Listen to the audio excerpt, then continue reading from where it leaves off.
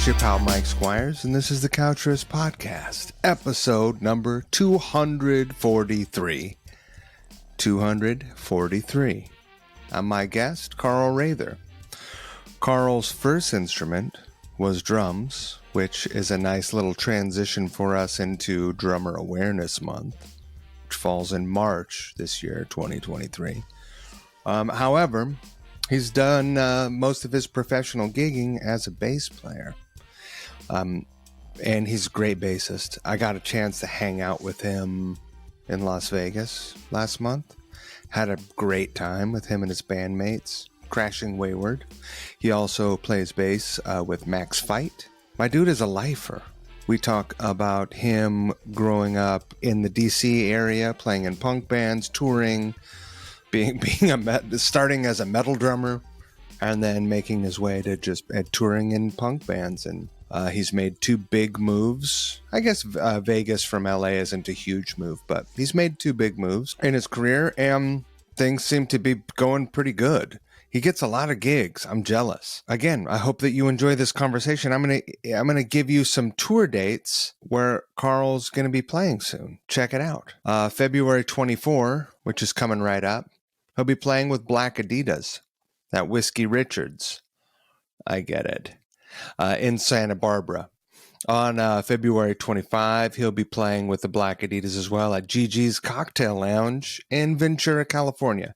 March 3rd with Fite at Harvard and Stone in Hollywood. And then with Crashing Wayward, March 11 at Vamped in Las Vegas. The 18th at Keelfest in Nashville, which is also the Rockin' Pod thing. I might just show up for that. March 31st with Crashing Wayward at Brooklyn Bowl in Las Vegas, and April 29 with Crashing Wayward at Bullhead River Run in Bullhead City, Arizona. I think that's a motorcycle rally. Great time, great dude, super good dude. World's nicest man. World's nicest man. If you are enjoying the Couch Riffs podcast, by all means, please do support us on Patreon. It's what makes this thing work. It's what makes it tick. It's why this happens, especially the videos, the cover songs. Patreon.com/couchriffs. That's where you'll find us. It's easy. It's painless. It would be like buying your pal a cup of coffee, except that if 100 people bought me a cup of coffee or just gave me $5 instead of buying me a cup of coffee, the podcast would be in a much better place. It'd be pretty killer. I mean, what do I know? Thank you so much. If you are already supporting Couch Riffs over there at Patreon, you're great. I love your work. I would also like to thank Variety Coffee Roasters. I drink it every morning, and in the case of today, which is Saturday, I just drank some in the afternoon as well, which I guess isn't to say that it's all that special of a day. I drink it morning and afternoon.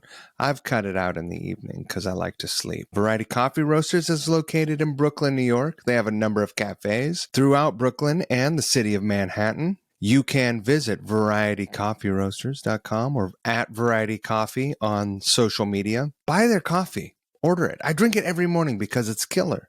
They also have great merch, fun merch. They got a stocking cap last time I was down there from them, and it's still sitting on my truck dash. So you're probably going to see that pop up in a couple videos coming up. But thank you, Variety Coffee. Check out their subscription service. They'll just send it to you. You don't even have to ask for it. You'll never run out of coffee. It's wonderful. That's a wonderful thing. I'm going to jump into the episode now. I hope that you enjoy this episode. You're great, but despite your greatness, don't forget the golden rule. Treat people the way you want to be treated. Don't be a dick. I'm super stoked that you're here. We have... It's been sort of like connected through the internet, and then we got to hang. We had a super fun night in Vegas. Yeah, we did. Which sounds devious. Sounds way more devious than it actually was. Right. But you live there, and Yeah. I was visiting, and we were at a birthday party where that was like not like most in so many ways was not like most birthday parties in Las Vegas, right? Dude, it was probably the coolest birthday party in Vegas I've ever been to. Pretty You know, pretty cool. usually there's a lot of like debauchery, and this was more like wholesome fun Right. for rock and roll. I did I was humiliated. I did. I train wrecked sex type thing. Like that was me. That's why that whole song fell apart. So I mean, I don't even remember that song falling apart. well, you didn't notice that. I realized it as soon as I did it. And I took the whole band with me, and I was just kind of like, "All right, here we go." That's fun. That's fun. How you doing? I'm good, man. Just getting busy getting geared up for a really busy kind of 5 week stretch, starting this coming week, running through the end of March. What are you doing? I am jumping back in the saddle with this band called Black Adidas from Los Angeles that I used to tour with years ago. I did the session for their new record that comes out in March, and I'm doing the first 2 shows of this little mini tour they're doing. So that's the last weekend of February. So I'm kind of going through that stuff again, like remembering everything. Then my band Max Fite has a show in Hollywood on March 3rd. That's Max's birthday. And then after that, I've got a whole bunch of dates with Crashing Wayward through the rest of March. Rad. Yeah. Let me ask you this. Did Black Adidas ever get a cease and desist? As far as I know, they didn't. That's nuts. Yeah. Yeah, I think he's walking a fine line there. But so far, so good for him, I think. I'm gonna name my next album Jordan 4s. Dude, you should. Because you just show up in all those searches, right? Yeah. Shit.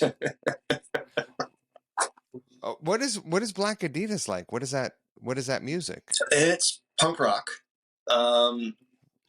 He likes that kind of more, I guess, kind of rough and tumble, like kind of old school kind of sound.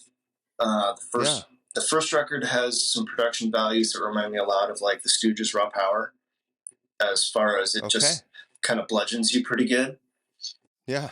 This new record, there's a lot more dynamics on it. Some really cool turns and changes in the songwriting. So there's some stuff where it's like, oh, are you okay with me, tracking this with my fingers? Yeah, man, do it. All right, cool. Are you? I feel like I was watching a Crashing Wayward video this morning as I ate my oatmeal, and like an old man. And I swear you were playing with your fingers. Is that right? Am I imagining that? Which video by chance? Was it the one that was kind of more like black and white, very kind of more darkly lit room, or was it one where we're beating the crap out of our singer? The former.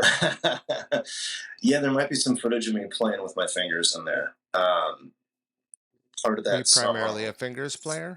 I do. I do what the song calls for. Yeah. Unless it's just way too fast, then I just grab a pick, and it is what it is.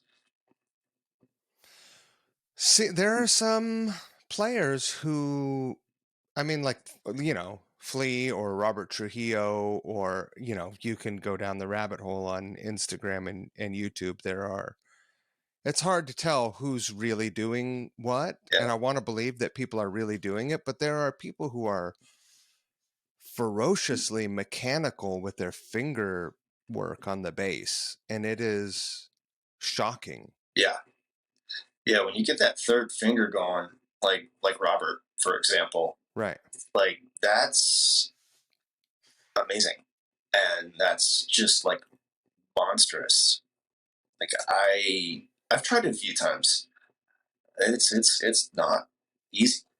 Or I remember seeing Matt Freeman from Rancid where I think it was that song "Fall Back Down" that came out back in like 2003 or 4, where you watch the video and he's got his pick, but then he's using these two fingers. So he's like boo doo doo doo dun dun dun dun dun dun doo doo doo doo. I just was like, holy shit!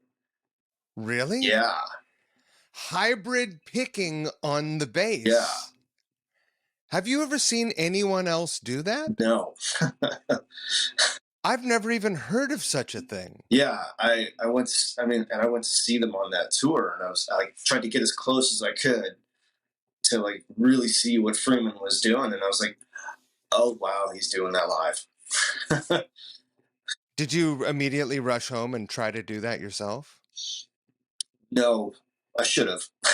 You knew you knew better. I knew better. I was just like, that guy's really good. When you see people doing interesting things on the bass, are you still a seeker, or are you like, I know what I can do, and I'm just going to do that the best I can do? You know, I think it depends on what it is. You know, when I started playing bass, I was playing in like punk bands, and so it was all about that pick attack.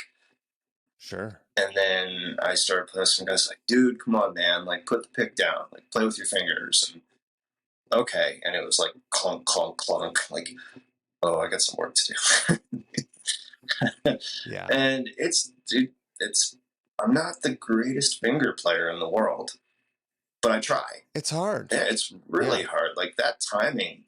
Like if you want me to do like sit there like the hook, James Jamerson stuff, and just with the one finger, like dude, my timing is impeccable. Sure. As soon as I got to put the other finger in, even to this day, like it kind of depends on the tempo of the song. If it's a little faster, like that, I can't keep up.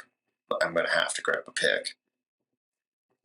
This is like one of those situations, like instead of having 2 left feet, it would be awesome to have 2 right pointer fingers. Yeah. Right? Yeah. Well, there's also the element of our fingers are not, I mean, I don't know if you're a freak, but our fingers are not all the same length. No. And your relationship to the, on an upright bass, your hand is positioned in such a way that you can, strike them evenly with your fingertips at that angle.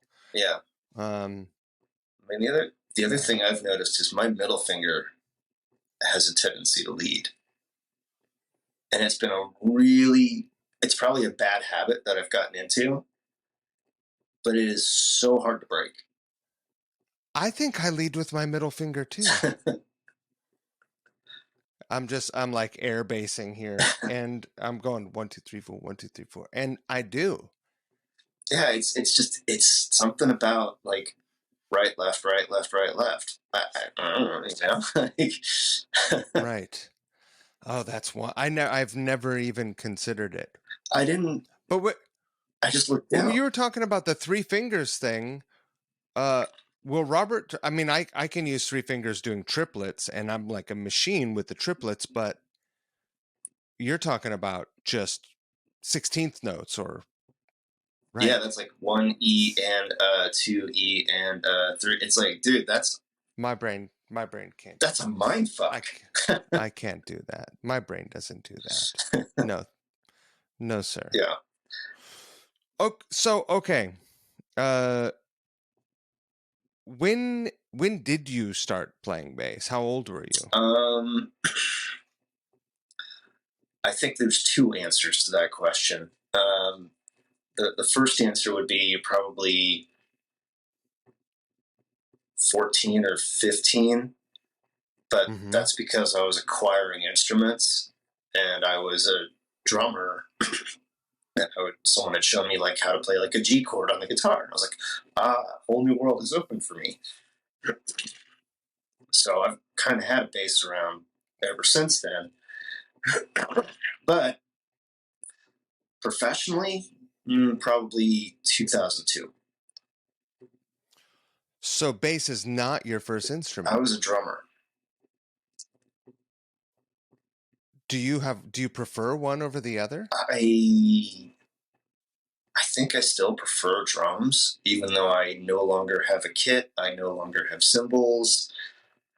I haven't played drums in front of an audience since I was in like high school, except for like a random TV show thing in my 20s. Or at a band practice showstopper? Hey, Hey, we're all going to change can I jump instruments. on the kit? Yeah, I'm at it. Hey guys, I got to get going. Yeah. Like, here, I'm going to play You Could Be Mine. Ready? Let's go.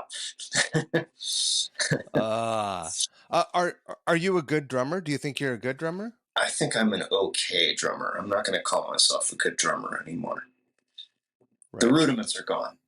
Yeah. Rock and You've beat, played with no some good problem. drummers. Rolls, forget it. Got it. Yeah. Also, you play with a few good drummers, and you're like, "Oh, right, Mm-hmm. Yeah. that's a good drum." I just gave up. Yeah. I'm the guy I that at band practice would jump on the kit and be like, "I want to be good at this so badly that I will make you guys suffer, and I will humiliate myself." I've I've definitely had a few really good drummers that I've been lucky to play with over the years. Hey man, can you just like play your git for a minute? Like, okay, Carl, and then they'll just be looking at me like, oh, you're so cute. You think you can play drums? That's nice. That's nice. Yeah, exactly. They kind of pat me on the head like a little lapdog afterwards. And so, wait a minute. So you went drums, then guitar, then bass. Yeah. Like the bass is literally your last choice. Yeah, I fell into it. It was just kind of like there's a need for bass players, or there was at least in kind of like the music scene at the time, and I was like, Yeah. well, I just want to like be in a loud band and play loud music and get people's attention, and I'm not gonna really get these crowds if I do my thing, so I'll put my thing on hold and I'll go do this. Sure. And a career was I feel born. that. So did you perform in bands or play shows on drums and or guitar long before you started gigging playing bass? Or did you see the need, there was a vacuum in your life where you're like, I'm not getting gigs, and you jumped ship? Basically, I jumped ship. I was auditioning for Right. like bands that needed guitar players, and I just wasn't getting the gigs. I was auditioning for bands that needed like singers, but they just wanted someone who could sing, and I wanted to sing and play guitar, and wasn't getting the gigs. And finally, I kept looking through like the Washington D.C. version of the Recycler or whatever the paper was, the City Post, I think.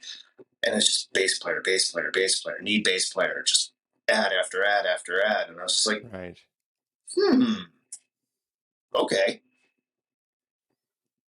And it was all opportunities to be in like, loud punk bands and loud rock bands, and let's go take some people's heads off and play really fast and see if a mosh pit starts, and dodge beer bottles and potentially That's great. audience members getting spit out of the pit into the stage.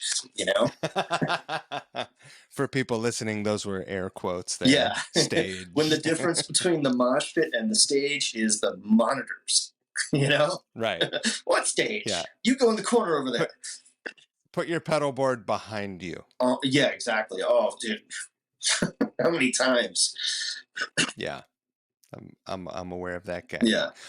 So, did you grow up and live in Washington D.C. and go to school there in D.C. proper, or were you outside? Were you in Virginia or Maryland, or what else is over there? Delaware? Northern What Virginia. else is bordering? Yeah. You were Northern that's Virginia. About it. Yeah. I was Northern Virginia.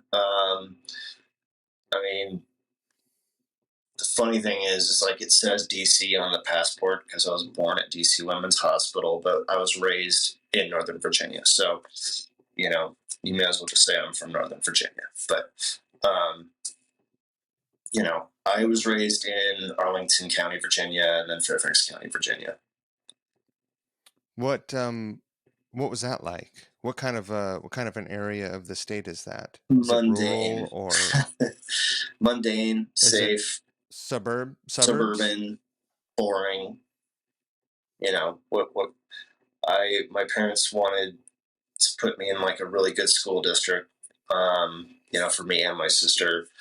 And at the time, we were living in this house in Arlington County, Virginia, that probably would have gone to a good school in Arlington County, but the house was too small to have, two kids. So my parents moved us to McLean, Virginia, a little bit kind of deeper into the suburbs, put us into a district where we'd end up at a good high school as well, which, was great. I certainly got a good education. And then I also got a good education in, how to be a dumb teenager. Sure. Were you a good student? I was in the subjects that I liked, but in the subjects that I didn't care about or didn't feel challenged in, I didn't really apply myself. I feel like that's a common theme with musicians and creatives in general, where they're like, I don't have the patience to apply myself to bullshit that I am not into. Yeah. Yeah. And folks who pursue professional paths or whatever, you know what I mean? Yeah. Yeah. It's like if you want to be a scientist, then you're going to do well in math and science. And they're willing to suffer those things. Yeah. My idea of the science experiment was what happens when I take a match and a can of WD-40. Oh, fire. Cool. Yeah. Yeah. Or hairspray. Yeah. And so when did you, I've said this, if I've said this once, I've said it a million times. It takes a special brand of parent to allow their kid to be a drummer. Did you have your drum kit in the house as a kid? Yeah. Yeah. Ooh, your parents loved you. My parents, I thought about it, and as like a dumb teenager, I was like, man, my parents screwed up, because band practice was always at the drummer's house. Right. So my friends that were guitar players and bass players would come over, and we'd be down in the basement making this god awful racket for hours. And eventually my parents would be like flashing the lights in the basement, like, it's time for you guys to stop. It's 8:00. We'd like to have dinner now, Right. But then I thought about it later on, like, as I got into my late 20s and early 30s, I was like, man, my parents were brilliant. They knew where me and my friends were at all times. That's true. But still, how incredibly cool of them. Yeah. Because that must have been terrible. It was. I guarantee it. Very few high school bands are like double thumbs up. Yeah. Yeah. Yeah. I can't name one, at least not from my area. Right. Yeah. What kind of stuff were you and your friends playing at that time? Metal. We were doing like a lot of like. What brand of metal? Like Metallica covers, Pantera covers, Faith No More covers. Just jamming out like our favorite songs, and trying to figure them out. Yeah. Trying to learn them by ear, and then remember them, and then play through them, and there were a lot of stops. Like, hey, dude, no, I think it goes this way. I think it goes this way. Okay, let's listen to it. Then put the CD on, and fast forward. Right. But your parents got a double dose because they also got you playing along to CDs, probably either at blast or with headphones on and just drums going. Oh, for me, it was headphones. I would sit down in the basement with my headphones on and, have a CD player, like, sitting on, like, a little chair next to me, like the Discman. And, I had the extension cable because, like, the cable wasn't long enough. I would catch it with my arm, and the headphones would go flying, So I had to get, like, the long-ass extension cable. And then, Dude, I'd go down there and wail. I'd be playing along. I had like a double kick pedal for, doing like those tasty like Vinnie Paul licks and, some like the Lars Ulrich double bass stuff and just go for it. Right. Yeah, Do you think that your short-lived time as a drummer, uh, do you think that it helped you be a better bass player? absolutely. Locking with the drums is so important for your rhythm section in any band.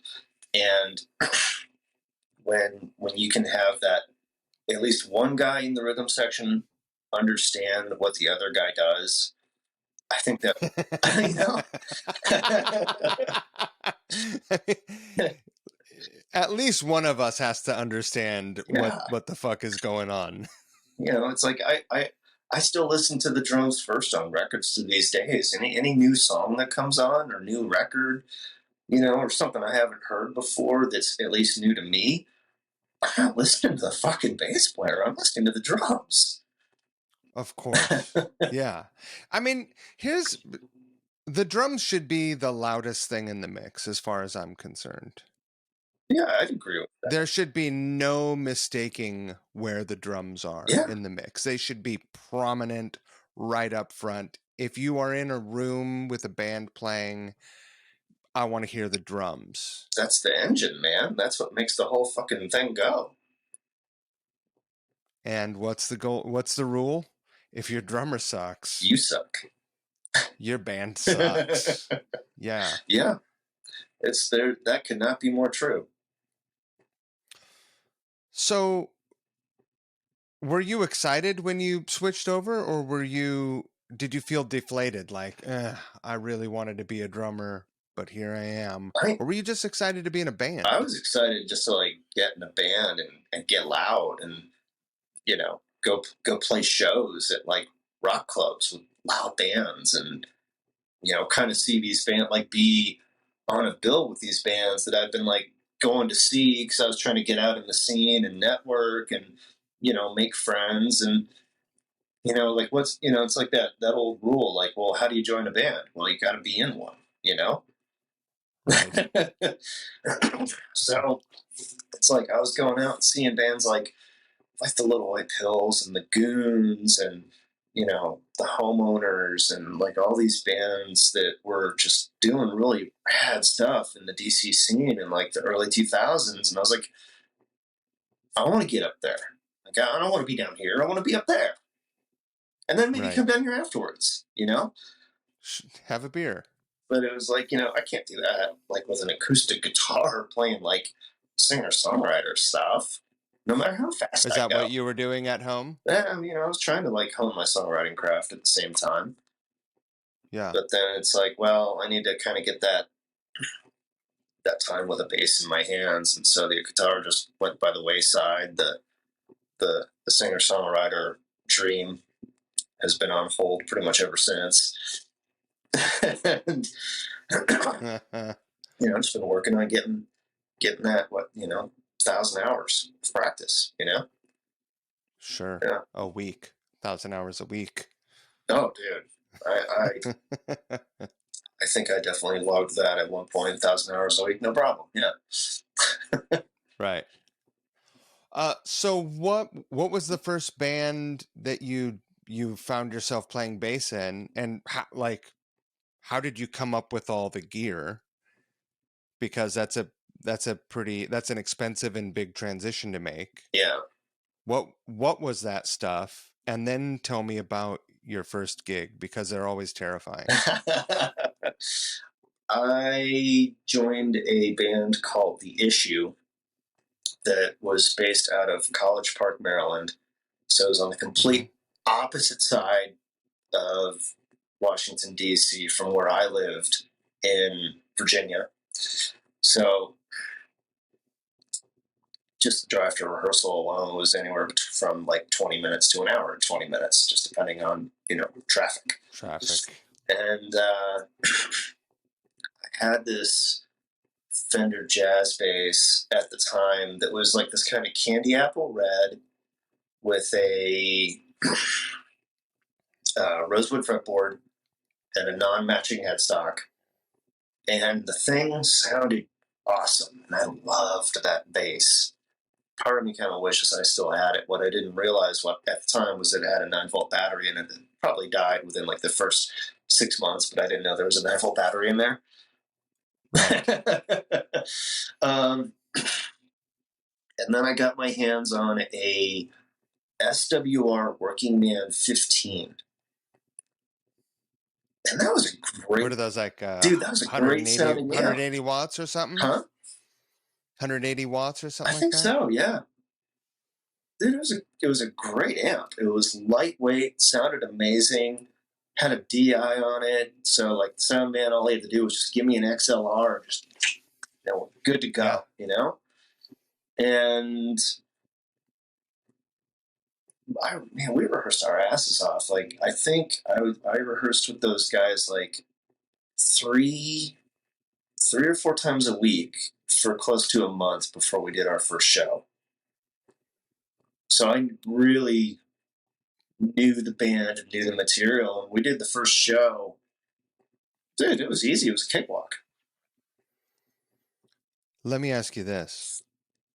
How much relief do you think your parents felt when you picked up the bass and you were learning songs on the bass?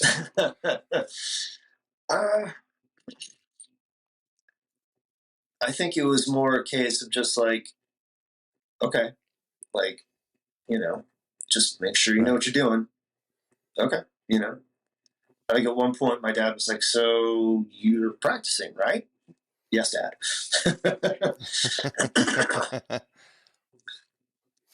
Did you have like some kind of a headphone type setup, or were you playing along with that amp turned down low? I think I had...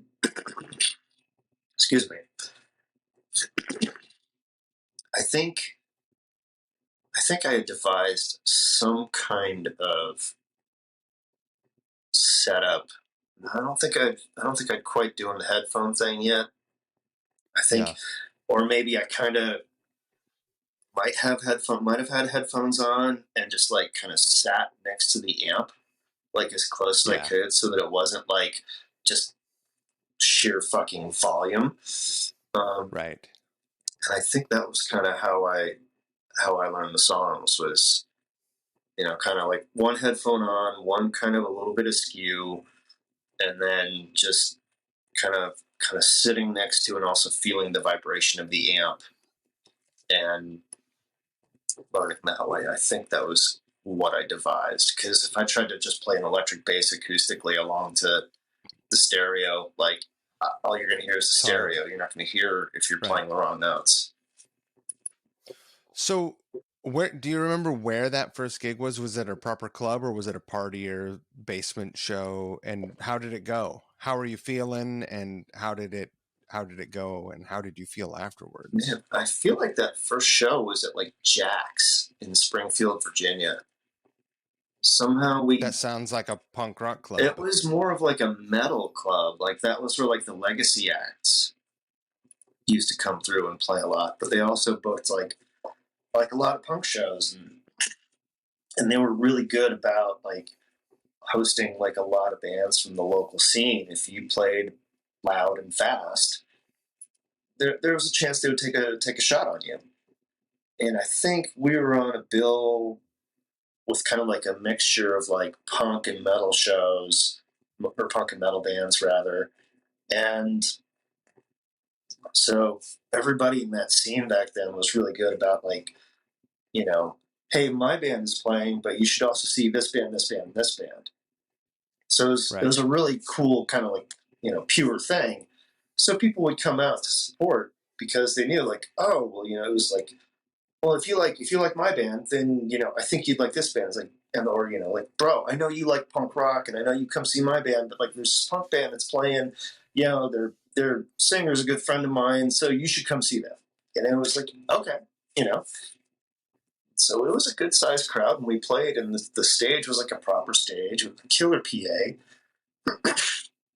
You had a lucky first show. Very lucky first show. It was not a dive bar. I think my next show was a dive bar, which was humbling.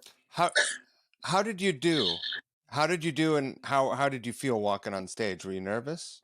I think maybe I was a hair nervous. Um, I've kind of noticed like before my first show with any new band that I've started playing with, there's a little bit of like, don't fuck this up, Carl. um, but then after like about the first song, it's like, all right, cool, let's go. Right. Yeah, And afterwards, yeah, I mean, it seems like you were already hooked. yeah. I You had the were bug.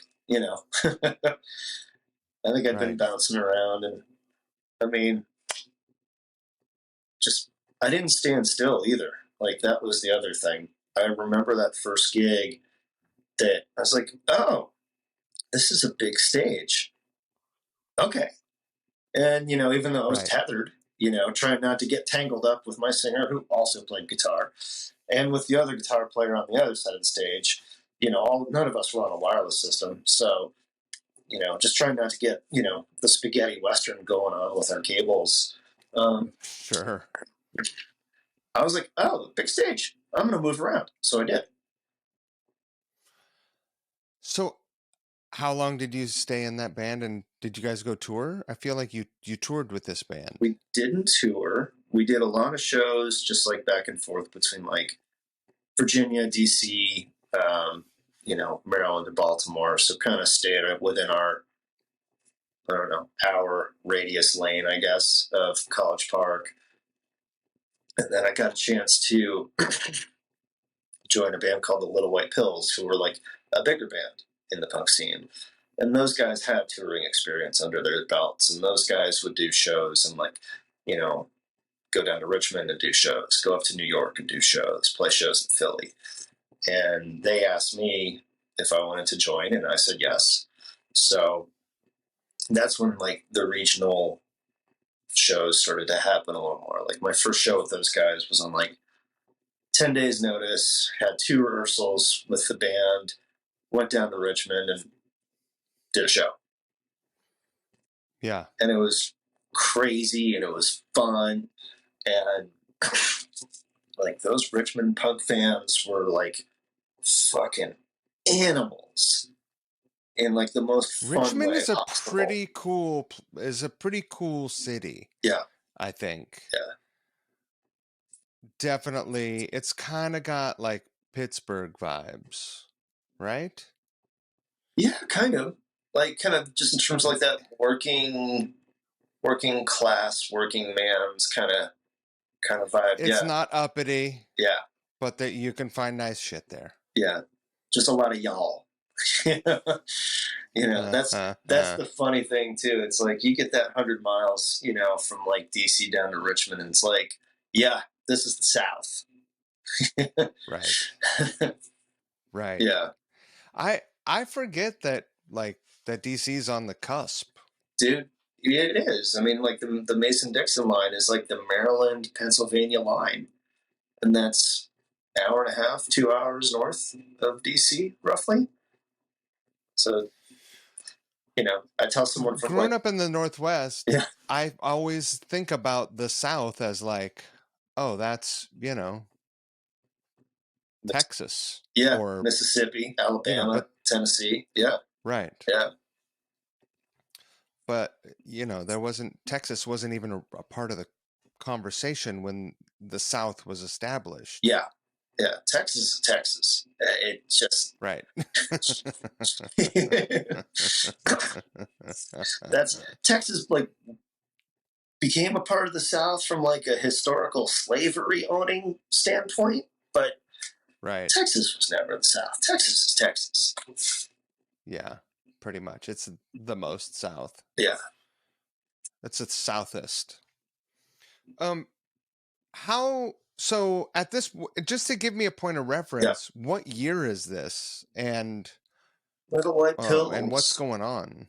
I'd say Little White Pills. I started playing with those guys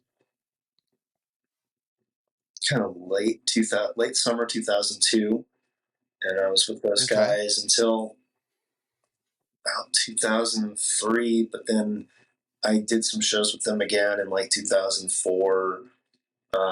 But I was bouncing around between stylistically different bands. Um, I kept getting opportunities to play with like my friends who did like cool music, and they're like, "Hey, our bass player can't do the show. Can you hop in?" Okay. Yeah. So you were building a little bit of a reputation as being a guy who could kind of do whatever. Yeah. Yeah. When did you get the big idea to go to Hollywood? Did you move to Hollywood proper, or did you move to the I Valley? moved to the Valley, man. Yeah. I started playing in a band called Spectre, and when I joined the band, the guys were really upfront about it. They're like, "Hey, look, like, we want to do things better. We want to do things faster. We're thinking about, moving the whole operation to Los Angeles. You know, would you be into that? Because, if you're not into it, then, we need to probably get somebody else." And this is like my Yeah. first rehearsal, like I Right. haven't even finished like wiring up my amp. And I was like, "Yeah, when do we leave?" Is that right? Yeah. Were you familiar with their music? You had I knew who they were. I'd seen them play a bunch of times. I think I had been on some shows with them where I'd been in other bands on the bill, and they were kind of Yeah. playing a little later in the night. And they had done like a whole tour that they booked themselves. They went all the way. Excuse me. Mornings are not pleasant with me sometimes. They had gone all the way to like LA and back, and the storyline they were all talking about was we broke even. Right. Okay, all right. So there's a business model there. You guys must have done something right. Either you sold enough merch, or you really pinched your pennies. Rob Banks. The band as a business broke even, but the four of y'all came home broker than you left. I don't know, but that was the storyline, and I was like, all right, cool. Sounds good to me. So I love that. so yeah, I played around like DC, Mid Atlantic region, did some shows in New York. We did shows as far south as like Atlanta.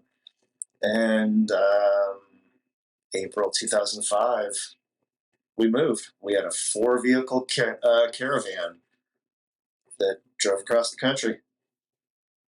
Were there any hiccups along the way? No, all 4 vehicles, no issues. Yeah. Wow, you guys really had your shit together. It was planned out and thought out and executed very well. And was any one of those 4 vehicles a van for yes, the band we had to operate with? So our singer drove the band van, which had all of our gear in it, and then our guitar player had his little Toyota sedan. I had my Jeep that was stuffed to the gills, and the sedan was stuffed to the gills. And then we had a 15-foot box truck, and our drummer drove that, and that had like furniture and personal effects and all that kind of stuff in it. And we all moved into a 2-bedroom apartment in Sherman Oaks, California. This is like the rock and roll band dream. This is like so many bands do this. Yeah. Right? So many bands do this. Yeah. And it's important that the dream never die. I agree. Of course. But it's also such a treacherous path. Oh, yeah.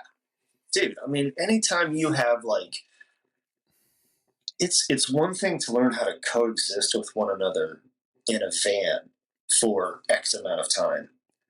But when you then also have to live together afterwards, eventually those personality conflicts really get exacerbated.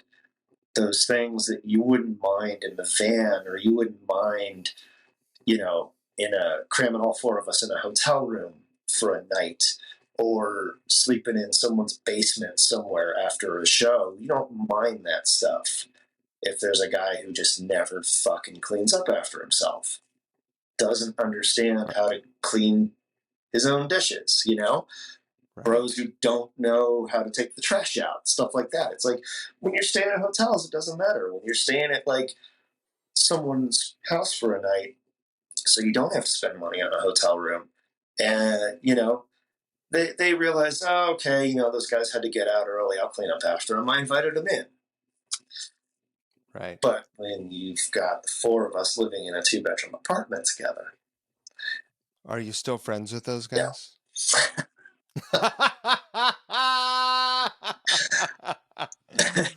Wow. How long before the rug got pulled out? I'd say, you know, the honeymoon ended pretty quick, I guess you could say. Right. You know, like within 6 months, it was like, why doesn't that fucking guy ever do his dishes? And I mean, the sink would be full, you know? And Right. like, I'm not fucking cleaning all that. And it's like, why can't I find a clean fork in here, you know? And I'd be like, bro, man, like, why can't you, you know, oh, I write the songs. It's like, I don't care, you know? Like, just come on. Ooh. But Yeah. we all, No, I can't deal. yeah. And then, you know, two guys, the drummer and the guitar player, you know, got girlfriends. So they would be paying rent on this apartment that they were never at. And eventually their girlfriends are like, why don't you just move in with me and you could pay rent here?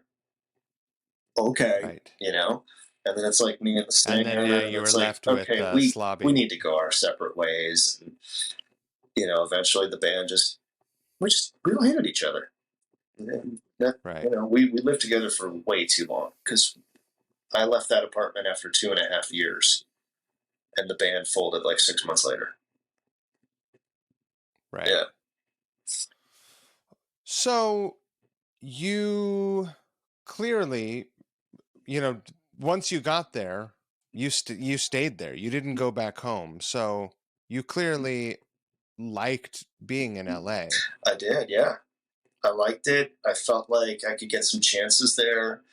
I had started making, you know, friends there that were in bands that were bigger than mine, better than mine. Sure. I took a little 9-month, you know, sabbatical to study photography in Santa Barbara.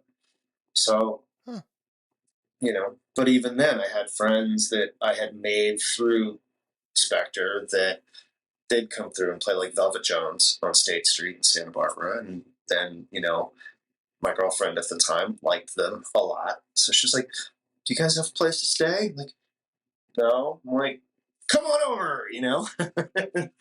So there'd be like 5 band members in this little guest house that my girlfriend and I lived in at the time, you know? Is Velvet Jones, was that an Eddie Murphy character? Ooh. From Saturday Night Live? Velvet Jones. That sounds like something he might have been.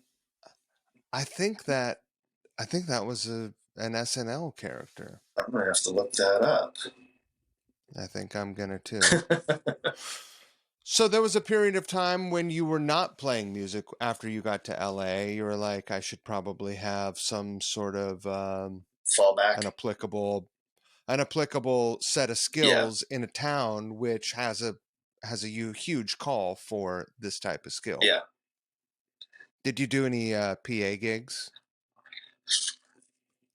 Everyone that moves to LA, they're like, what are you doing? Fucking PA. Yeah. And it seems like the money is not terrible. It depended on the gig. But it's just not particularly fun work. No, you know, you're standing around 12 to 16 hours a day. You're the first one in and the last one out. And, you know, if you're really like on a high-end PA gig, they give you a walkie-talkie. And then if you want to be kind of pro about it, which I was, you know, I went and got like the little earpiece, you know, with the little clip that I could like, you know, copy that, you know, and Secret Service. Yeah, exactly. But then it's like after like 8 hours, people chirping in your ear. It's like, oh man, this fucking hurts. Like when you switch it to the other ear, and then 8 hours later, you're like, fuck, this hurts. And it's like, why am I only getting like $150 to be on my feet for 16 hours a day? This is not cool. Right. So I was, How did the photography thing work out? it's worked out okay. Yeah. I, I know how to light people using studio lighting skills, which was the main reason why I went to school in Santa Barbara. There was this place called Brooks Institute of Photography, which was like supposed to be the place if you wanted to like learn to be a professional photographer and work in the industry. And they made all these claims about, if you go here and get your degree, we can help you get a job. Sure. Lies. Yeah, of course. Um, was your intention to get behind the camera, or did you want to become an LD, like a lighting director I or a wanted to I wanted to photo kind of run my assistant? own show as a photographer. I wanted to have my own shop. I didn't mind assisting. I definitely was able to get really good assisting gigs because of like placement opportunities through Brooks. But the music thing never really went away. Um, just kind of still had that itch, that want. So I was like, Sure. I can do both. I can do both. And then after a while, it's just the opportunities came with music again, and I took them. So in the timeline, the band moves out to and gets an apartment in the Yep. valley. It sucks. Do you guys get any decent gigs when you land there? Yeah, we got we did some shows at the Viper Room. I think it started off like a Sunday night where it wasn't like one of those like selling ticket kind of things, and then we were able to start getting on some other shows, and we were good about like playing the sell tickets game. We didn't like Right. it, but we got good at it, and we'd be hustling, selling tickets to our friends and stuff like that, and eventually we started getting like Thursday shows, Friday shows, an occasional Saturday show here and there, and then when we finished making our record, we wanted to do like a CD release show, and there was this band around town that we were all really good friends with called After Midnight Project. And at the time, like they were on the rise. Like they were just every time they played a show, there'd be like 50 more people than the last time. And so they could go from playing like a small place like the Viper Room to starting to pack the Roxy, and then you know, um, the Key Club. I don't think those Yeah. guys ever played the Whiskey, at least not in my time. Um, so they were starting to play the Key Club a lot, and they could pack the place on a Saturday night. And so they invited us to come do our CD release party opening for them. Nice. Yeah, so I think they put us on like direct support. Even though there were other local bands on the bill that were bigger than us at the time, just because they were either been in town longer or they were LA born and raised guys, whatever their case was. But they were all. It was funny. It was like this crazy Guitar Center world of like everybody had their day jobs Right. at Guitar Center. So that's how Did we you all knew each did you other. work at Guitar Center ever? I never worked at Guitar Center. I was the Yeah, one I never member of did Spectre either. who did not work in Guitar Center. I was like, I don't want to. Is that right? I had I had like a Yeah. mortgage job when I moved out there. Like that was my first job in LA. Was doing mortgage stuff. So I did that. I lived in a cube farm and did the 8 to 5. You know, Right. um, where I'm like, Oh, it's a grind. oh god. I was relieved when they laid me off in March of 2006. I was like, yes, I don't have to do this anymore, and I get paid to They wake were up every day for six forecasting the months. Huh? crash. They were forecasting the Oh crash. yeah, yeah. I mean, all that stuff that they talk about in The Big Short. I still remembered quite clearly what all that was. Right. So we got Uh, to we got to like November of 2007 and did that CD release show, and After Midnight Project put us on right before them, and they're like, "You bros play as long as you want. We'll adjust our set accordingly." And they were the headliner, which was so Is that fucking right? cool of them. Wow. Yeah, because like the venue was like, "Yeah, you guys play 30 minutes," and the headliner was just like, those guys were just like, "No, you guys play an hour. Don't worry about it." Okay, thanks. We will. What happened to those guys? After Midnight Project, Yeah. they, I think their last tour was in March of 2011. They actually called me to see if I could do the tour with them because they needed a bass player. But I had already taken a gig that was really fucking cool, and they stopped operating after that. They had been signed to Universal. John Feldman had produced their first record. Mm-hmm. Universal put it out. They didn't get a lot of marketing. They toured their asses off for years after that record came out. And I think ultimately they just realized it was time to pack it in, especially after they got dropped and they were trying to get another label, weren't getting anywhere with it. And I think they just all kind of decided to move on. But Jason, they're frustrating part of what we do. Yeah, I mean, and those guys, like three of those guys, the two guitar players and the singer, have all moved on to really great careers. Yeah. So I'm really stoked for those dudes. Like band music careers, songwriter or stuff, not, producer stuff. Yeah. Like writing. Jason, their singer, writes for everyone. I mean, if he's written for like Maroon 5 and a lot of just huge. He's doing okay. Huh? He's doing okay. He's doing all right. Good for him. You said you couldn't take that tour in 2011 because you had accepted another cool gig. It seems like you're getting a lot of calls at this point. People are like, "That guy can play the bass. Get him." It was a referral.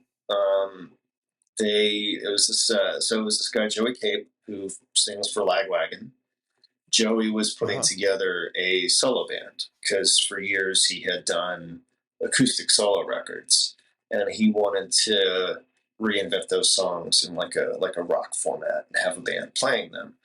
So the drummer was kind of looking for guys, and he had asked this amazing bass player friend of mine named Greg Cash if Greg could do the gig, and Greg, cool name. Oh yeah, dude.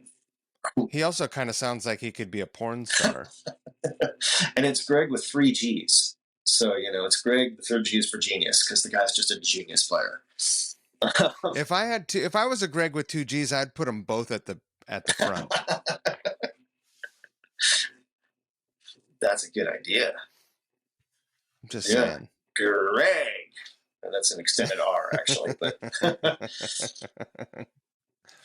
But so Greg couldn't do the gig. So he referred me. He gave me the drummer's number, gave the drummer my information. And so I talked to the drummer. I went down to like the old Swing House Studios in Hollywood. They had sent me 3 songs, 2 of which were acoustic. So I was like, I'm not really sure what to do here. I'll just kind of chart the roots and we'll figure it out. And one song that was a song called Montreal, which was one of my favorite songs to play in the set. And the demo they sent me was in A. But they had changed the key to B. And they sent me the wrong demo. So I learned the whole thing in A, including like a random, flat 6 that happens randomly 3 times in the song. Just depending on how it was all like where Joey wanted to sing. Joey would change chord structure based on how he wanted to sing a phrase here and there, which was actually a lot of fun, kind of like adapting to that, rolling with that.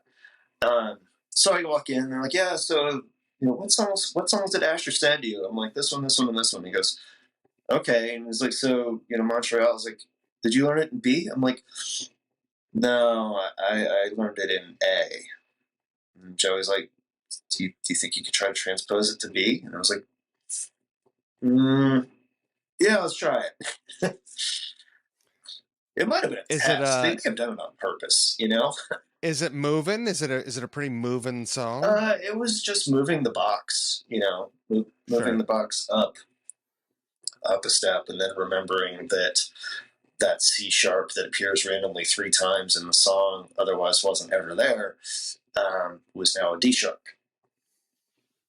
At this point, so drummers are not typically calling out notes and key changes and were you in school band? Where did you learn just basic theory stuff? Did it just Band. come to you? Yeah, middle school band, high school band, more middle school band, because, you know, we had all those keyboard instruments like the xylophones, glockenspiels, you know, timpanis are technically tuned, noted instruments. So everything was treble clef. Right. So I, at one point in my life, could read treble clef for playing those parts.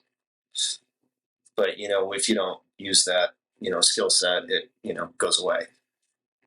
So oddly, I'm a bass player who can kind of read treble clef. If you give me a few minutes to like look at it and kind of, okay, every good boy deserves fudge, you know, like shit I remember from grade school. But I can't read bass clef. No clue. I tried to teach myself to read bass clef at one point, and I was too old and grumpy about it. You know? I mean, I've been trying. My wife has been giving me piano lessons, so that's everything. And kind of the funny thing is when I'm working on that stuff, after a while, I'll just kind of hear it, memorize it, and she'll look at me and go, "Honey, I know you're not reading the music. I know you're."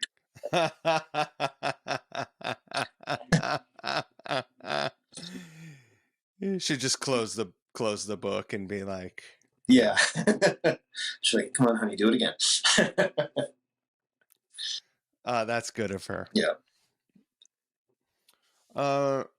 Okay, sorry, we took a little sidestep there. I'm very good at that. Between the period of you going to school and this period where you're in rehearsal transposing, how much time has passed? What year is this at this point? This was February of 2011. So a bit of time has passed. Yeah, I mean, I'd had a band called Superficial Saints that I had done some touring with and recording with in like 2009, 2010. And then I tour managed a band called Middle Finger Salute from the UK for a couple weeks on the Warped Tour in 2010.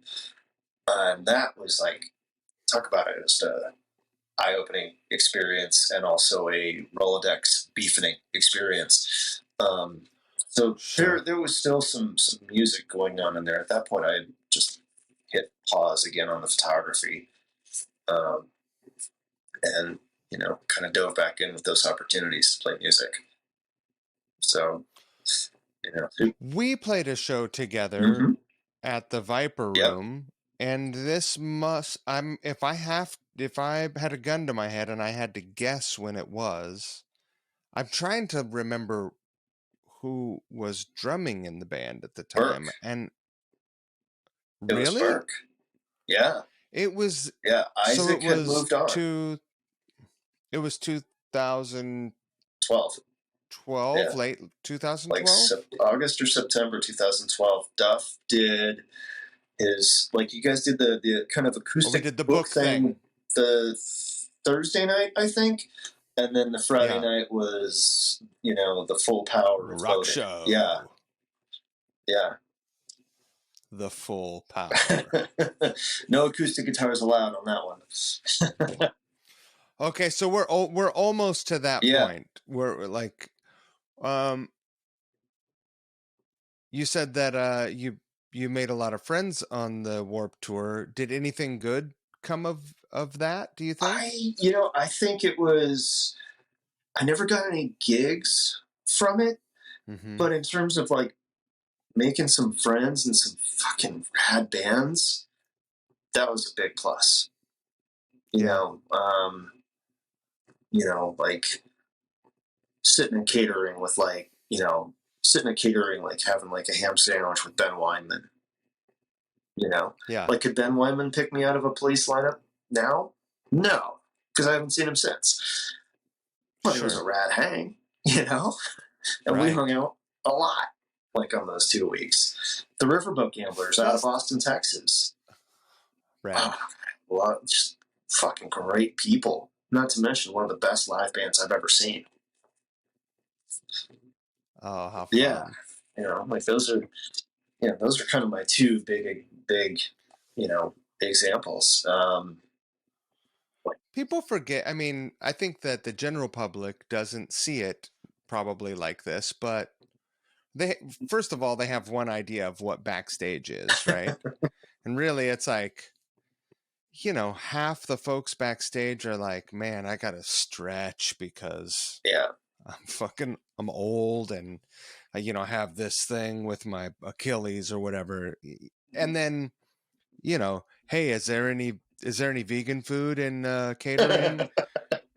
yeah, But half the fun of being backstage is running into people that you either have known, have been a fan of your whole life, or just meeting. It's hard to meet that many people, yeah.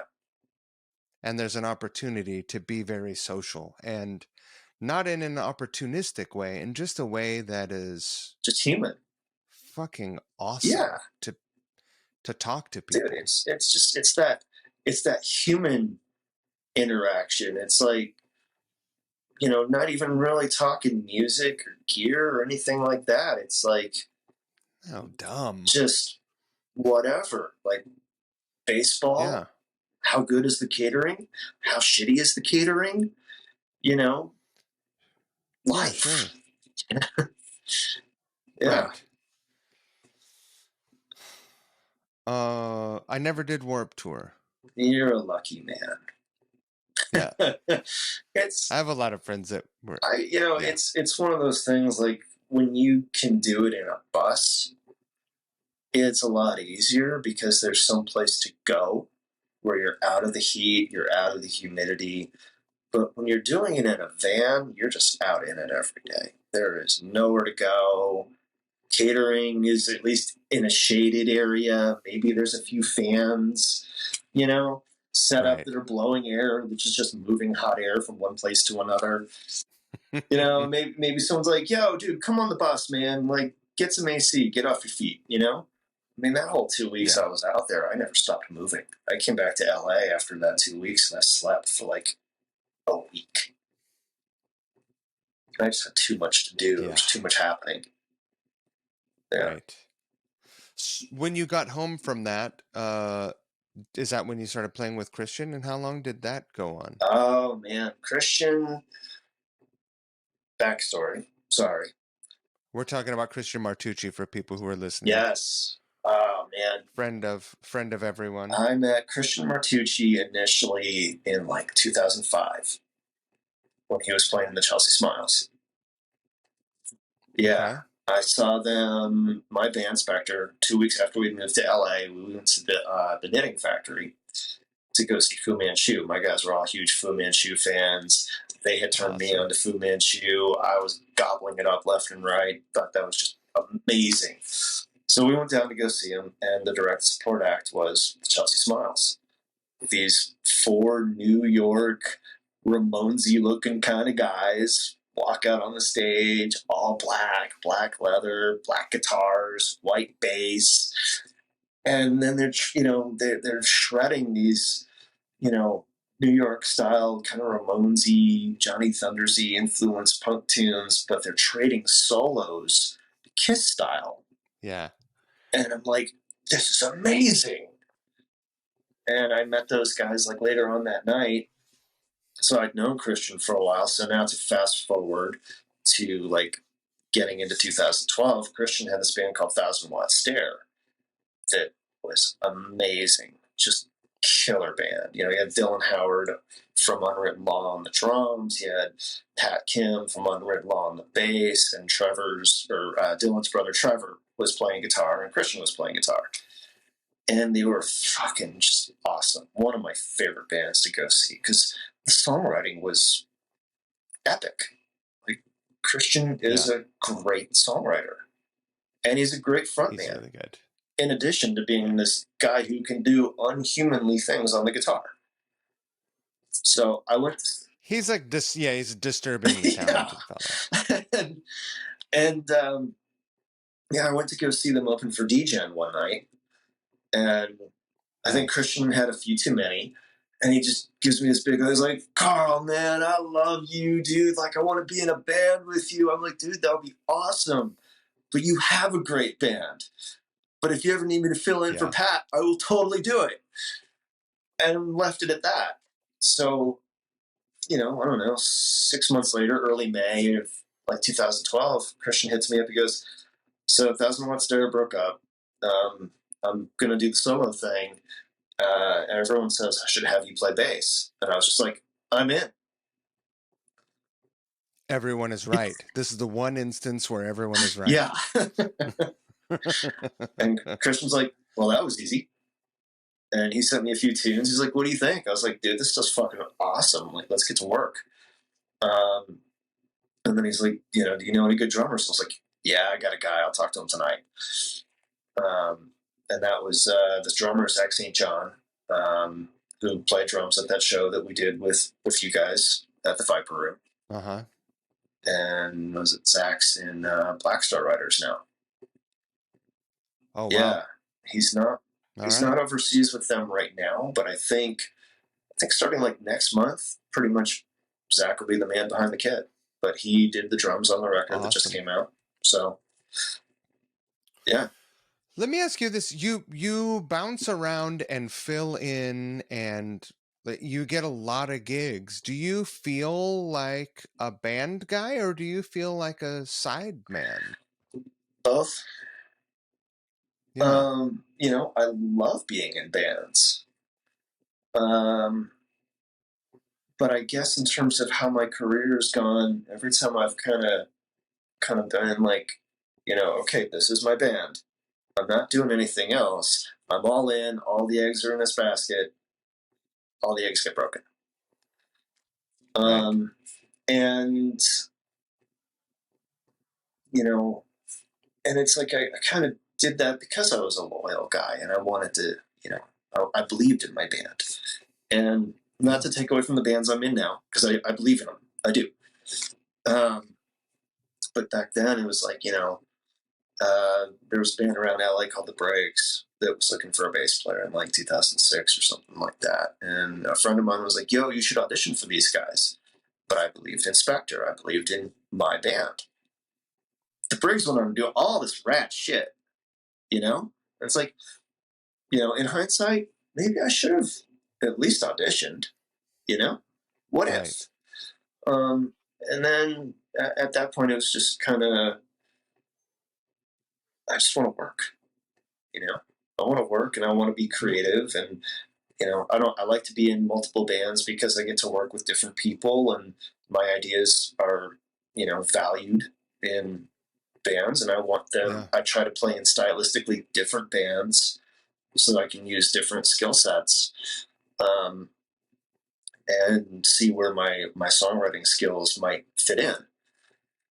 But at the same time, man, it is fun to just like go out and kind of be a coattail rider and learn some cool songs and, you know, hit the stage with someone who may have sold a lot of records at some point in his career, you know, or go overseas in a kilt for 7 weeks with a band and just, Why you know, not? play all these festivals with like Bad Religion and Lagwagon and Anti-Flag and No Effects. Have you put a Oh kilt on and yeah, done a gig like that? yeah. Great. Who was that That was with? with the Real Mackenzies. You went and did a gig playing bass with the Real Yeah, Mackenzies. I did 2 tours with them. I did a 2 week run in March of 2019. That was my first tour with them. And then Mm-hmm. at the time, I was filling in for a friend of mine who had had the gig before I did. And he couldn't do the March tour. And then as we're finishing up the tour, he shoots me a text and he goes, "You having fun out there?" I'm like, "Yeah, man." He goes, "You want to go to Europe too?" I was like, "Yes." And he goes, "All right, hold on." And then like the next day, the offer came in, just like, "So Carl, you want to go? You want to go to Europe? You got a passport?" I'm like, "Yeah, let's do it." Wow. Great. Yeah. So I was in. How are your legs? You seem pretty fit. Do you have nice I legs? have chicken legs. Yeah. That's Yeah, okay. Skinny I've never had calves. nice legs. Yeah. That's Yeah. okay. I still like Well, you. thank you. Did you ever do did you ever do any of those cattle call auditions? Like blind, like Oh, band is seeking bass player, do like Barry Squire stuff? it's funny. I mean, I've been on Barry's list for years. I think I fell off his list a couple, like right around when COVID hit. Um, I think I did two. I did two kind of like cattle call auditions. One of them was for this band that was called Black Diamond Rose or something like that. Mm-hmm. It was this girl Nina who's an actress more at this point than she is a musician. Um, but she needed a band, and her management was trying to like get something put together. And her original band had my friend Greg Cash on the bass, and this drummer who's been a dear friend of mine since 2005 on the drums. But they did this kind of like thing at Mates where they're just like, we're going to just mix and match and see what happens. Which, if you're doing like a commercial casting gig and you're mixing and matching talent, that's one thing. But when you add in like Right. guitars and bass and drums and stuff like that, it's kind of a mess. And ultimately, Yeah. they just kind of like gave up on the whole process. But I auditioned. I actually did my audition with her original drummer, which was hilarious because he'd been a friend of mine forever. And it was just rotating people in and out. It was like there was like, I don't know, 18 guitar players that auditioned that day, and like 17 Wow. drummers and 18 bass players. And it's just like they're trying to videotape this whole thing, and it was just a cacophony of noise. And I think they just gave up. Yeah, that sounds Yeah. terrible. And then I did What was the other audition? for Diamante, where it was the same thing. And I had Right. actually filled in with her band at one point. So when she was looking for a band, and I knew that like she was starting to go out and like open arenas for people and the amphitheaters and stuff like that, I just hit her up, not because I particularly wanted to do it. Like if the opportunity had been offered and the money was right, it would have been out opening for like, I don't know, 7 Days Grace or somebody like that, in Right. arenas. And I was like, yeah, why not? And it was the same thing. It was like just this, 18 guitar players or more, it was just because they needed two guitar Terrible. players, one on each side. So there might have been 36 guitar players, 18 bass players, 18 drummers, or something like. I think the drummer might have been consistent. The drummer was consistent. Like, well, we know this guy's going to be the drummer, so at least that'll be consistent. It's like, all right, Right. It's so all your gigs have been word of mouth and not these sort of like sterile audition Yeah, situations. I think I did one other sterile audition for a gig that I did not get with a band called Palmerston. I want to say their name was. Yeah. Thought the music was cool. I think that's. I mean, I don't know because I've never done one of those things, and even the idea of it terrifies me. Yeah, I mean, It sounds so unappealing. yeah, To not. sit in a lobby and hear like, even if it's just like they just need a guitar player, like, to be a guitar player sitting in the lobby listening to like someone go in and play like a song or two maybe, and then okay, thank you, next, and they walk out and they're just like, good luck, dudes, and it's like, God, that would suck, man. I can't imagine. There's also the thing that bothers me about that process is like, okay, best case scenario, this band gets in eventually a bus, and you're now a submarine crew. Yeah. Like traversing the waterways of America, Yeah. right? Or Europe or wherever. And you are going to spend a lot more time. Like, that is just the fundamental quality that you have to be in the band. You're going to spend 16 hours a day engaging these people in non-musical ways. Yeah. And it better work. Yeah. And I think that's why how you can get referrals, because you're a lovable dude. You kind of have to be. You got to be laid back, chill, and just kind of, just go with the flow. Like, oh, the bus broke down. Okay, all right, Bummer. Yeah. Does anyone know how to fix it? I mean, I've only done one bus tour ever, and it was as a guitar tech. Every tour I've ever done has been in a van. How much of a bummer is it to find out that the guitar tech gig pays better than the bass gig? Oh, dude.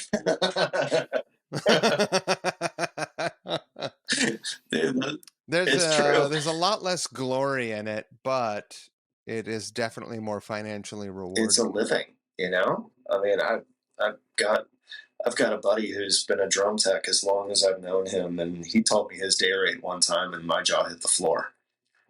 I was like, I don't even get that much, Yeah. Right.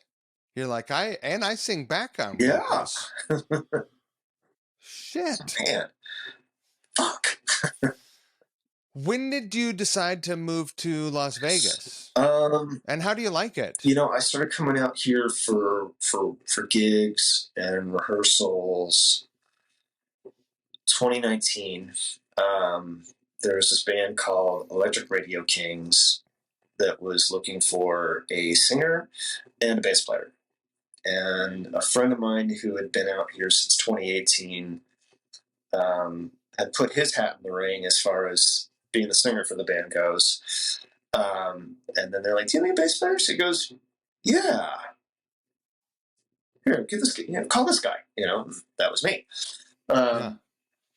So I started coming out here. I auditioned, got the gig, and then my buddy who had referred me and had auditioned for singer did not get the spot. But he was like, dude, go. Don't worry about it. Okay. We were rehearsing and, getting kind of working on stuff. And I had some buddies out here that were doing casino gigs that were trying to, get me some work. Like, bro, just learn these songs and, you can rehearse during the day and then come play with me at night. I'm like, okay, that sounds great. And then COVID. Yeah. Right. What is the baseline? What is there's like a baseline of 60 songs that you have to learn and know, yeah? What, like 100? Is it 60? Is it's it 100? About 100, give or take. Yeah. Right. But they're probably the same 100 songs everywhere you go. For the most part, yeah. But it's like Don't Stop Believing. Sweet Child of Mine. There's a couple. Hey Caroline. Right. Yeah. Couple of Bon Jovi. Yeah. Some songs. Bon Jovi songs. My Own Worst Living Enemy by Lit. Living Everyone on a Prayer, loves that. Yeah. Living on a Prayer is a great bass line. and it's got that key change at the Yeah. end, which will Oh get you. yeah. Yeah. That jump from E to F is still kind of a motherfucker. Not gonna lie. That's a tough Yeah. stretch. Who played bass on that? Do you know? Not John Alex Such. Right. I think the guy who's in the band now was the guy who did all those sessions. Because it's my understanding. I Yeah. haven't really taken the time to dig deep enough on this, but I took some bass lessons from guys that were MI instructors, and if both of them told me the same thing, I'm gonna go with that must be true. um, so John Alex, Probably September. huh? The song September in there. Oh, I don't know that one. Earth, Wind, and Fire. Oh, that's never No? been on a No song dance list. songs. They're all rock Yeah, songs. for the most part, yeah. I love rock and roll. Mm-hmm. Joan Jett. You stepped in and you picked that one up for me at the Yes, I party. did. You're my champ. I called you up and said, "Can you fill in?" Yes, I can. What are the other ones? Come on, give it to me. God.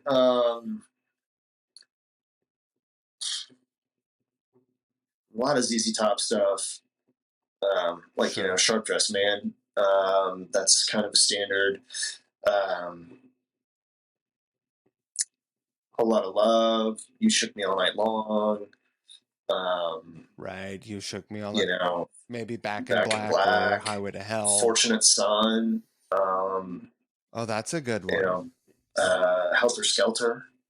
Oh, really? Helter Skelter has come up on a lot of song lists. But then so has The Pretender by the Foo Fighters. That's come up on a lot of song lists too.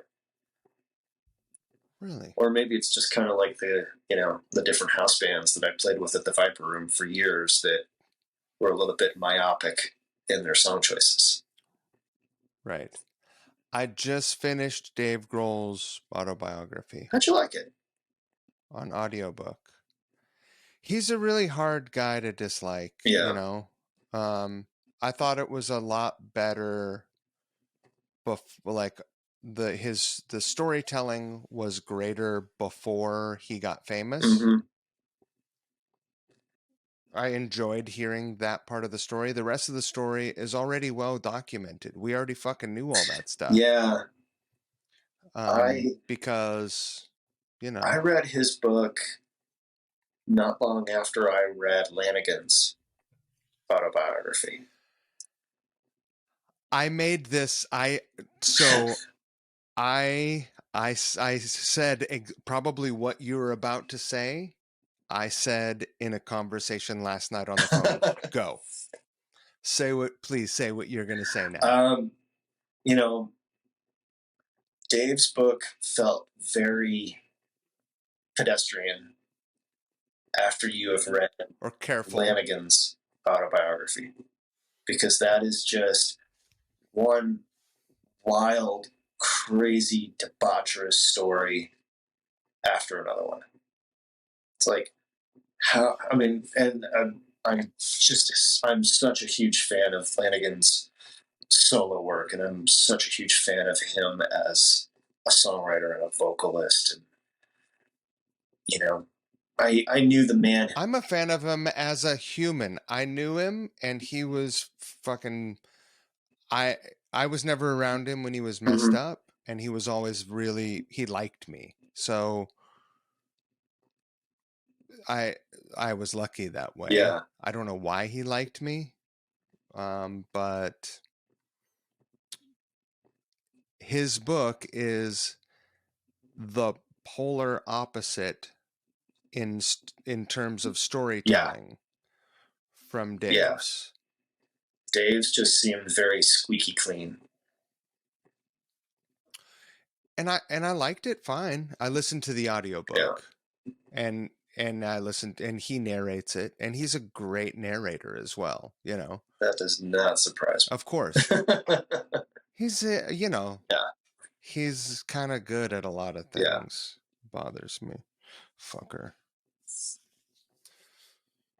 Sorry, Oh, we got I know. waylaid there. We got Oh yeah. waylaid. How long have you been in Vegas now? So you've been in Vegas for 3 years? 8 months. We moved, I Eight was doing the months. commute back and forth, even through Oof. 2020 when Electric Radio Kings became Crashing Wayward, and we were writing new material, which simply became just initially ideas passed back and forth over the internet.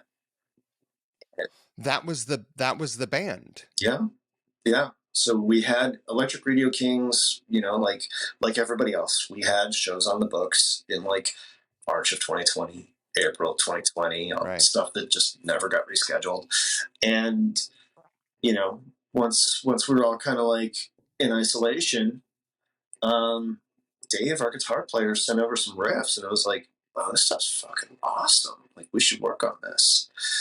And it's like, "Oh, I should probably like relearn how to use Pro Tools," which was something I had dabbled in my 20s, and started figuring out like how to record again. And oh, Dave sent these guitar licks with these programmed drums. Okay, let's put a bass line down. And then in the case of like one song, I had some guitar ideas, and I was just like, hey Stacy, I have these ideas for your part. Do you mind? you know, um, and he was cool with it, and we started passing ideas back and forth, through email, through text.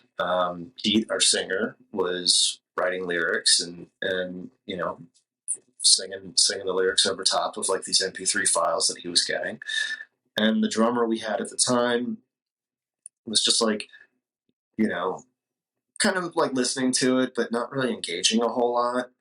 Um, and then we're like, hey, it's summer. Like, let's get together in a room and work on these songs. And the drummer was like, I'm not leaving my house till this is over. Right. Like, what do you mean you're not leaving your house till this is over? He goes, I'm not leaving my house till this is all over. So we got a new drummer. And here we Right. are.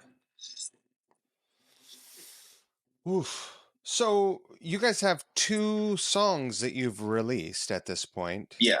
How far away are we from a full length Um, release? I wish I had a good answer on that. It's Yeah. been taking a while. The mixing process sometimes can be very quick and sometimes can be very slow.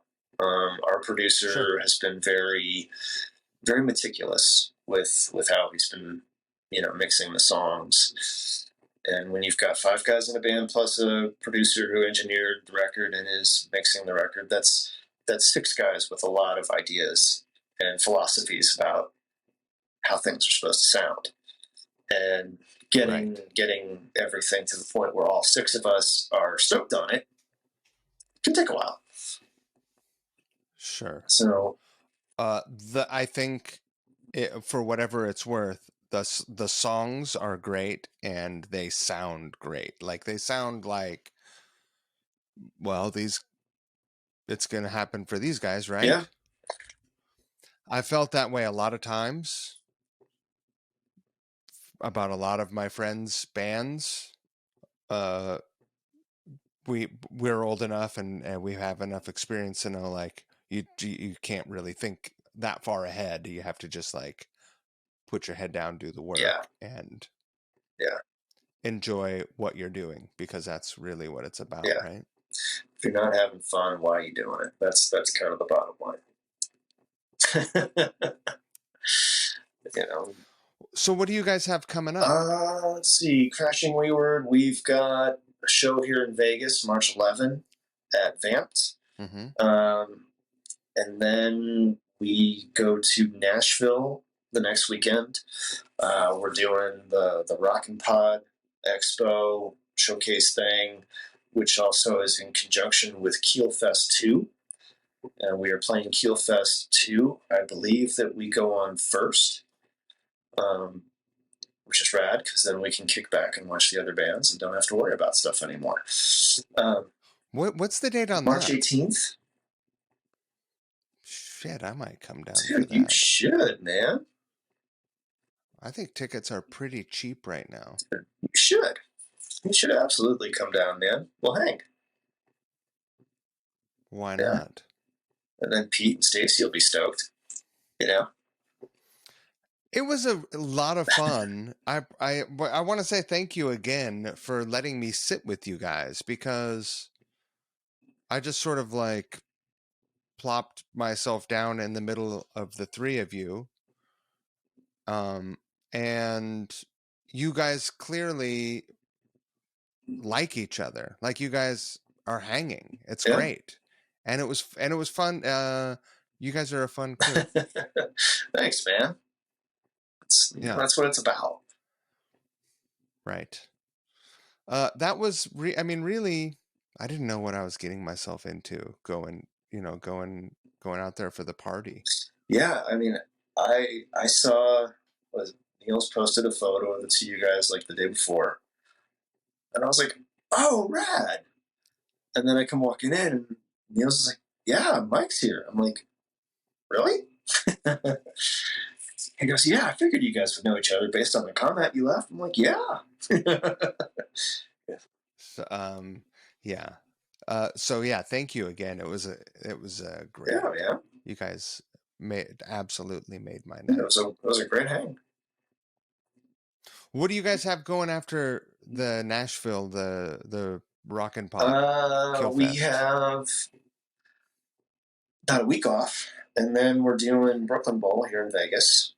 We're going to be Okay, awesome. opening the show for Saliva and Puddle of Mud. Yeah, Awesome.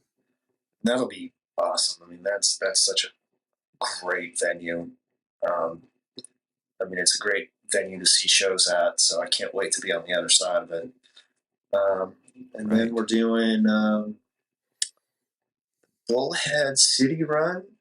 I think it's like some kind of motorcycle rally thing at the end of April in Bullhead City, Arizona. So it's like a 2-day event, and we are opening for Slaughter on the second day. Yeah, Awesome.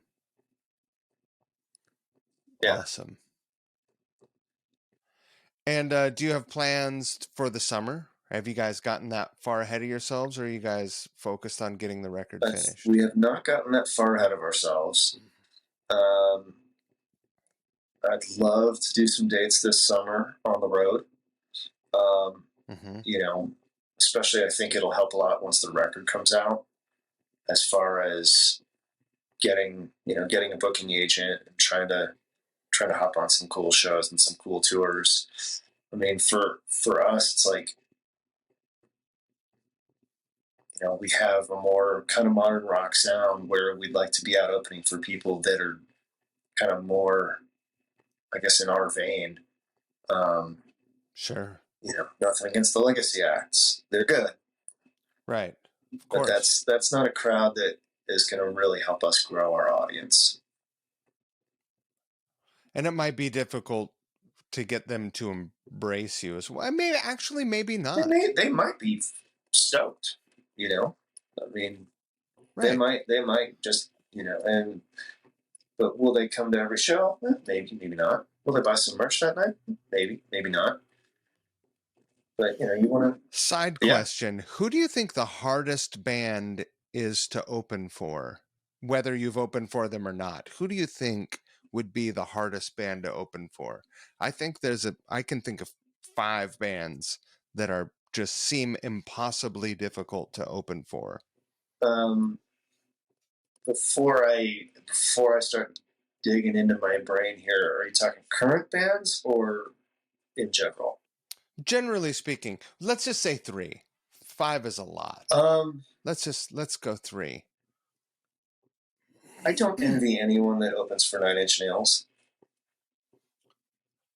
That bingo. Yeah. um, no, But every band would be like, "Oh, this is going to be amazing. We're opening for 9 Inch yeah, Nails." yeah. Wrong. Uh, as far as bands that are still running today, that's probably the most difficult one I can think of. Um, Right.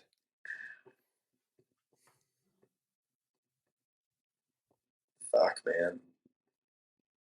I wouldn't want to open for AC/DC. No. I saw Slash's Snake Pit do that once, and it was about a half-empty arena. Yeah. Right. I think that opening for Lynyrd Skynyrd would be really hard also. Yeah. That would make a lot of sense. Like those guys they're showing up to hear 5 songs and fuck you. Yeah. Like, get out of here with your Yeah. shit. I think opening for Guns N' Roses would be difficult. I've done it. I know. and it was weird. I'm sure it was. On a lot of levels. Yeah. But even now, whether it was when you did it with that lineup or whether it's this lineup now, I think that would be a really tough spot. Because the arena or stadium is going to be probably about half full. People still kind of streaming in as you get started. That's kind of the deal with any of those big shows, though. Yeah. And if it's a 3-band bill, you're the main support, you're maybe doing a little better if you're the, opening act. Yeah. That's a tough gig. Yeah. You're probably also in a van chasing buses. Yeah. Actually, I think opening for Social Distortion would be really tough. And I've kind of been in that situation where it wasn't Social Distortion, but Mike Ness was involved in the headlining act. And, especially and it varies too, I'm just thinking because I had this other band I play with called Max Fite that I'm still in today. And we did some shows where it was us, Jesse Mallon, and LAMF, which was, Clem Burke on drums, Mike Ness on guitar, the late Walter Lurr on guitar, and Glenn Matlock on bass. And Jesse would come out and sing some of the songs, and Jesse's horn section would come out and do, the songs that required horns. And they were doing the LAMF record, I think, start to finish. Right. Wow. So we did one show in San Diego where everyone was there early, super stoked. First band, it's a packed house. We were the first band. It was great. We get up to San Francisco the next night, and it's all the Social Distortion fans. Where's my Ness? And they gave us the business, man. We had to work for it just to get them to clap after we finished playing a song. Yeah. Whether it was a pity clap or a genuine clap. It's all the same. And then they did the same shit to Jesse, too. Jesse Mallon's band is on stage, and they're all just, where's my Ness? Wow. West Coast. Huh? That's all those hard Oakland fuckers. Yeah. That's what that is. That's not San Francisco, Silicon Valley people. That's, yeah. Well, we're going to wrap it up, dude. This is, I try to keep this around 90 minutes just because it's tough. It's tough out there. It's tough out there. I'm so stoked. I'm just stoked about this. This was a lot of fun, man. I was thrilled when you asked me to do this today. Oh, go on. Go on. Listen, I'm gonna ask you for some information. Okay. I'm gonna ask you to send me some stuff. I'm gonna stop recording. Okay.